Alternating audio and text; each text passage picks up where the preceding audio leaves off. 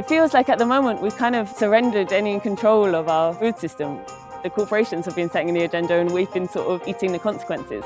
We have a culture which makes it easy to eat food which quite often has been produced in a way that's not environmentally friendly, has been processed in a way that's not particularly conducive to human health, and is being served by people who are paid minimum wage and 0-hours contracts.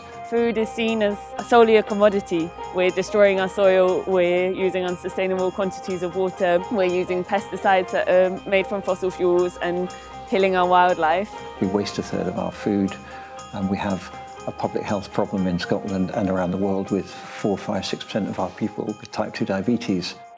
It's a very centralised food system. It's a food system that's not in tune with the seasons, and it's certainly not a food system that offers everybody equal access to good, healthy, affordable food.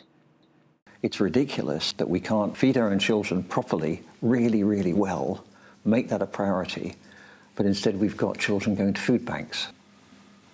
Nourish is an organisation that works across Scotland with other organisations and with people in their local communities for a better food system. Nourish Scotland started as a kind of grassroots network. We spend our time trying to influence primarily Scottish Government and to some extent Scottish local authorities. We believe that grassroots action is really important to make change happen. An important role for Nourish in achieving a sustainable food system is changing our perception, so the way we think about food. I'm a farmer myself, and we think that you can't have a good food system unless farmers actually can make a living. But we do need to farm in a new way. We need to farm in a more environmentally sensitive way. So we want to change farming, and one of the things we do practically is we support young people to go into farming and help them set up new farming and food businesses. Nourish Scotland campaigns, amongst other things, on the Right to Food. The Right to Food campaign encapsulates quite a lot of issues. The one that we focus the most on is making sure that wages and social security are enough so that people have access to food with choice and dignity. Within Scotland, there's moves to try to join up the food agenda. There's talk about new legislation in the current Parliament.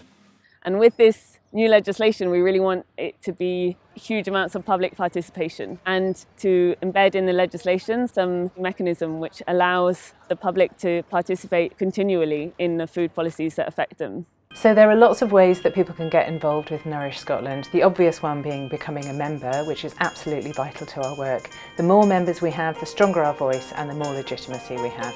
So we would really encourage people to become advocates and talk about the challenges that they face in the food system or the things that they would like to see done differently in the food system.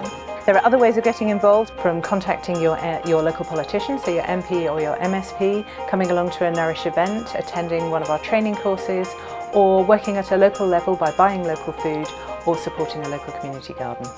And all that adds up to Nourish becoming a more effective organisation and playing its part in what is really a global movement to take back control of the food system for ordinary people and for the environment.